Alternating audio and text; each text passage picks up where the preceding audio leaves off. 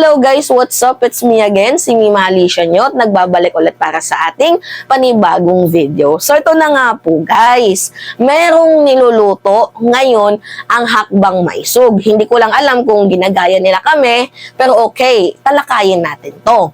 So alam nyo naman ata guys, no, yung recent history doon sa Bustos, Bulacan na hindi naisakatuparan ang prayer rally nila ng hakbang ng mga mapanira.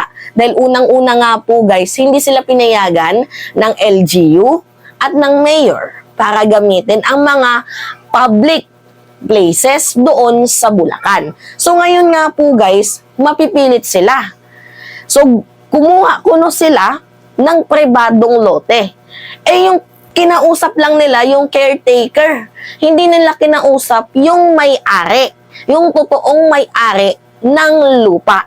So, nung nalaman ng totoong may-ari ng lupa, yung lugar na yon ay gagamitin para idaos ang mapanirang hakbang ng maisog, hindi sila pinayagan. Late na din na nalaman ng may-ari na gagamitin pala yung loteng yon. Kasi yung caretaker lang ang kinausap nila. And then ito na nga, nagkagulo, diba? Na kasalanan daw to ni President Marcos. Sinisiil ang boses ng mamamayang Pilipino. Galit na galit si Lorraine Badoy, di ba? Nasabi niya na wala talagang kwentang administrasyong to. Pagod na ako. Yan yung sabi ni Lorraine Badoy. At marami pa silang mga haka-haka na ang lahat ng daw ito ay pakana ni First Lady Liza Araneta Marcos. So now, na hindi sila pinayagan sa Bustos, Bulacan, meron silang panibagong venue. Which is ito na nga yun, guys.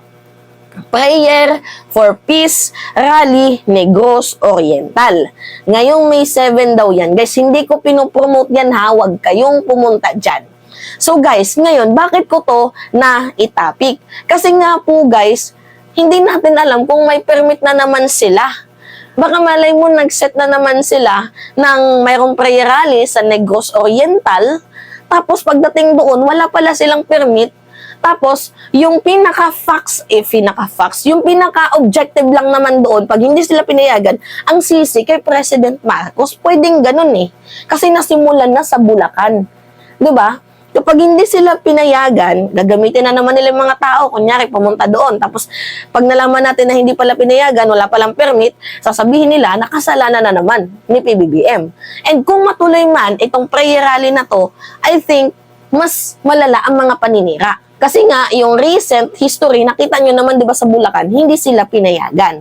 Pero guys, yung prayer rally kasi nila, walang magandang naidulot. Alam nyo kung bakit? Kasi isa lang naman yung sinasabi nila, Marcos resign. Nagbigay ba sila ng dahilan para si Marcos ipag-resign? Yung concrete na evidence, yung talagang mapapasabi mo na, ay, talagang dapat mag-resign na.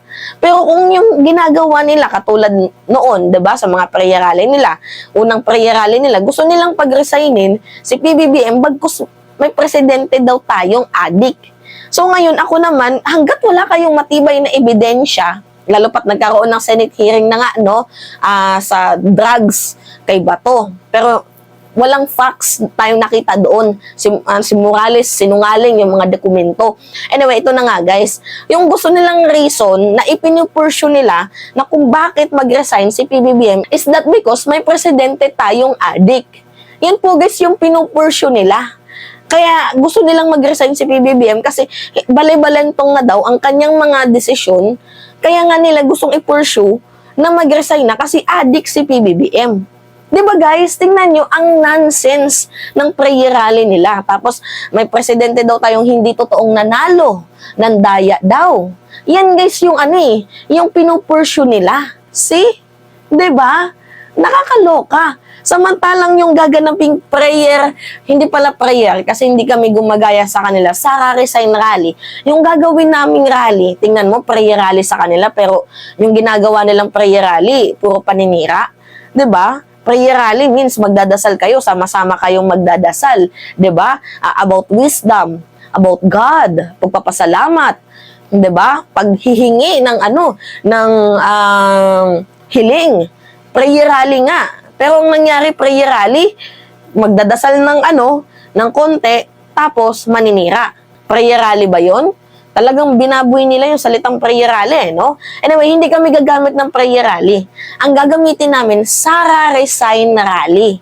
So, alam nyo naman yun guys, no, na pinromote ko na sa inyo kahapon yung Sara Resign Rally. Anyway, hindi pa stable yung date kung May 17, pero hoping sana na lahat kayo na nakikinig sa akin, kasi nandoon naman ako, mag-participate kayo. Kasi hindi lang naman to, hindi lang naman to para sa amin eh. Hindi namin to itinatag because galit kami kay Sara.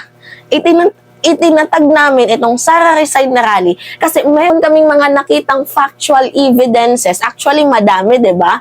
Yung pinakita ko sa inyo kahapon na mga signs na dapat si Sara Duterte ay umalis na bilang Department of Education Secretary. Ito guys yung totoo, ito yung tama. 'Di ba? Yung may pinaglalaban, hindi yung di porket galit lang tapos gusto mo nang pag-resignin, bawal 'yun. Dapat kung ipagpaparesign nyo ang presidente, 'di ba, kay PBBM pinapag-resign nila. Dapat kung pinapag-resign nyo ang presidente, meron kayong malalim na dahilan. Kaso kung yung dahilan nyo lang naman is may presidente tayong kulong adik, 'di ba? Hindi naman ata tama 'yun. Anyway, kami guys, yung namin, yung Sara Resign Rally namin, hindi to galing sa yung galing sa galit. Galing ito sa utak. Kasi hinanap namin yung mga posibleng rason kung bakit dapat siyang mapatalsik na bilang Department of Education Secretary. Dahil unang-una, napaka-unpatriotic ni Sara. Diba? Pinaliwanag ko yun na yan sa inyo na kung sabi nga ni Sara, mahalin ng Pilipinas, pero nakaka-apekto po guys sa mga estudyante yung pananahimik niya sa West Philippine Sea. Pangit naman ata na sasabihin mo mahalin ng Pilipinas pero yung ginagawa mo is gusto mo pang mag-tie up tayo sa education system ng China. Tama ba yun? Tapos yung mga administrative work, hindi niya magawa ng maayos. Tingnan nyo guys, bilang DepEd Secretary, okay lang sa'yo na sumama ka sa rally? Ha? Bilang DepEd Secretary, ipapamukha mo sa mga kabataan na mag-rally tayo kasi yung Department of Education Secretary sumama sa huling pre-rally sa Liwasang Bonifacio. Tama ba yun, guys? Diba nakakaloka. Kaya nga ito yung sinasabi ko sa inyo na actually, one of the reason lang nga yung nabanggit ko sa 100 million times, hindi pala 100, basta many times na mga ginawang kalokohan ni Sara Duterte bilang Department of Education Secretary. So, I hope sana guys na makiisa tayo, kakamping, alam ko ito din yung boses nyo. Kasi i-push natin na si Lenny yung ilagay dito sa Department of Education. Kasi si Lenny, teacher siya. 'Di ba? I-push natin si Lenny kung hindi man si Lenny ang magiging DepEd Secretary, yung mas capable. 'Di ba? Kasi isa lang naman yung nakikita kong pwedeng ipalit si former VP Lenny. Kung hindi man siya ang mapili, at least mapalitan lang na yung capable sa position na yan. Kasi malaking pera ang hinahawakan ng Department of Education. 'Di ba? Hingi-hingi siya ng pondo na 100 billion. Susolusyonan niya yung problema sa Department of Education within 6 years. Tapos, ang nangyari, guys, bigla-bigla niyang aaminin. Kasi, di ba, yung resulta ng PISA, pababa ng pababa, hindi niya din na-review yung K-12 curriculum, nakapende lang siya sa mga advisor niya, na nakarely lang siya sa mga advisor niya na mas may alam dito sa Department of Education. So, ito na nga po, guys. Kung hindi niya talaga kaya, then, kailangan niya nang mag-resign. Hindi naman to guys yung pinupursyo natin siya na mag-resign dahil galit tayo sa kanya eh. Madami tayong nakita na hindi maganda and na dapat na kailangang bigyan ng solusyon, kailangang bigyan ng action kasi yung mangyayari dito guys, pababa ng pababa yung level ng education system natin. Pabubo ng pabubo yung mga estudyante. Yan po guys yung nakikita ko na kaya mararapat lamang guys na palitan na itong si Sara Duterte ng mas capable, mas fit bilang Department of Education. Wala naman sana sa akin problema if hindi naging teacher itong si Sara Duterte tapos maging Department of Education Secretary siya. Okay lang sa akin yun. Kaso ang problema dito, hindi ka na nga teacher, 'di ba? Hindi mo pa ginalingan yung trabaho mo. So, paano mo ma-feel yung pain? Paano mo ma-feel yung struggle ng mga teachers and students kung ikaw mismo hindi ka naging teacher? So, pwede din naman guys na hindi teacher yung Department of Education Secretary. Pero yung sa akin lang dito guys, kung hindi ka na nga teacher, 'di ba? Sana alam mo yung pain kahit papaano kasi 'di ba naging student ka din. Alam mo sana yung pain, yung sacrifices, yung struggle ng mga teacher. Doon pa lang sa part na kulang-kulang yung mga learning materials. So paano mo, 'di ba? Makakaturo ka ng maayos kung yung modules mo, yung books nyo ay kulang-kulang. So paano mo 'to mai-handle? 'Di ba? Overwork, workloaded yung mga teacher tapos underpaid. 'Di ba? So kailangan natin dito guys ng Department of Education Secretary na mas capable.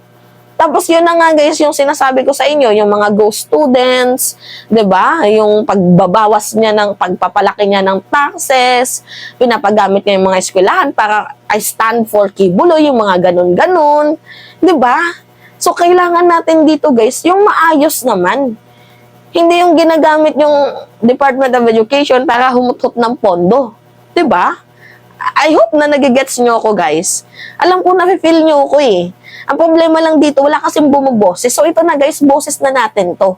Doon sa sa Pasig. 'Di ba? Huwag nyo tong gayahin yung hakbang ng maisog. Kasi yung ginagawa ng hakbang ng maisog, wala yan.